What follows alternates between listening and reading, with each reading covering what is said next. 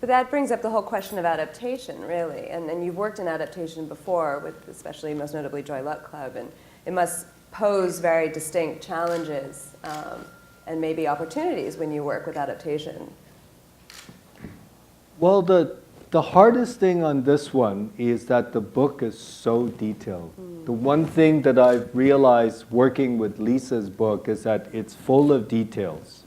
And the details are very important. And when you adapt a book, you have to condense things. You have to just take the hits, so to speak, and then put them together. You can't go into the details, otherwise you get lost in the details. So that was the hardest thing in adapting this and making it work for the film. So I learned a lot from doing it, you know. I think, you know, Francis Ford Coppola is sort of a teacher to me. And he's always said, adapt short stories, don't adapt novels. And I think he's right. Was there a specific vision you had when you read the novel of something that really caught you, or thematically that drew you to it in particular? I think it was the friendship. I think the strong friendship between the women really hit me. And I don't know why I keep doing these women films, because I get slotted into them, you know? I keep running away from them, but they keep drawing me back in. No, I think the friendship is what's important to me. And I grew up in a society, I grew up in Hong Kong, in a society where men were so dominant in that context. And even today, let's say in Hong Kong or China, you know, women are not important. I mean, I just talked to a woman the other day who said, oh, my father is dying, but my brothers told me, you don't have to come back yet. You know, we'll take care of everything. You just send the money. You know, that's kind of the attitude that still exists. And my heart went out to these two women who were in this male-dominated society. Once they deliver their male sons, they're useless. They're relegated to the women's room doing embroidery. And to form that emotional attachment to another woman was really, really powerful. I also wanted to ask each of you, since we're at UCLA and we have a room full of aspiring filmmakers and producers and writers, what advice you'd have. I mean, Hollywood can be a difficult place for stories that highlight diversity and for especially women of color. So Florence, if you would tell us a little bit about maybe what kind of advice you'd have for aspiring producers in the room. The first thing I would say is just never give up. You know, there are times when it's going to get challenging and you think, well, I can't do this anymore. But you can, and you just carry on. And the second thing I would say is probably learn everything from the bottom up. You know, go on a film set. You know, I really wouldn't advise learning how Wendy and I did. We kind of have a crash course in producing. But, you know, learn everything, you know, be on a film set, listen to directors, you know, be an assistant with the director, learn how to really read a script and be creative. And lastly, I would perhaps say, you know, listen to advice from people who really know the business.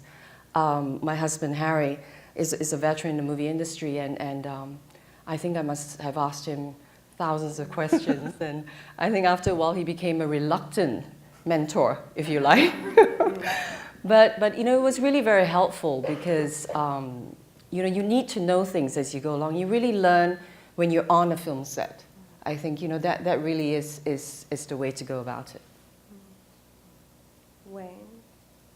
Advice for directors? I just went to a studio meeting today, and I haven't been to one in a few years. I've been working with these guys, and it's really different, and it's been a pleasure. I went to the studio meeting, and I saw so clearly what they wanted.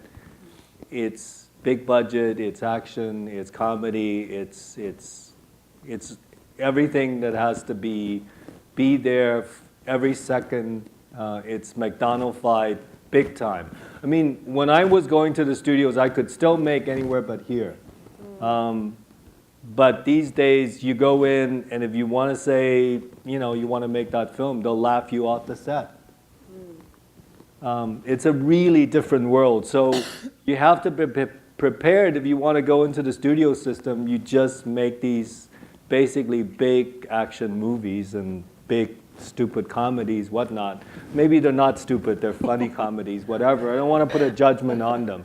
But I would say I would encourage, especially you guys. I just came back from the Berlin Film School, and we just went out and made a film in 2 weeks. It's a 45-minute film. We just wrote it, and there were 12 students in the class, and we just did it. That is real filmmaking. The other one is basically, commercial filmmaking that's very, very, very complicated these days. So, I'm sure we'll have follow-up questions on that, but I do want to ask Lisa how the transition from doing the research for your first book and making that leap then to writing a novel and going to fiction. I wanted to answer that question. Okay. Can I answer that question? Because wasn't the question very specifically about advice? But not just general advice. It's if you're Asian American or And I think very specifically with with anything that has Chinese or Asians in it.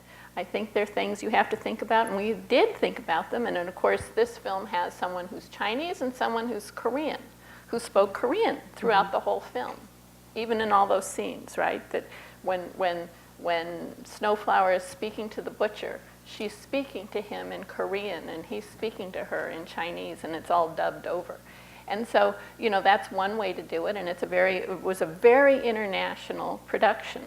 Then you look at a film, not to be critical, again, we're not being critical, but of something like Memoirs of a Geisha, where all of the women in that film were Chinese.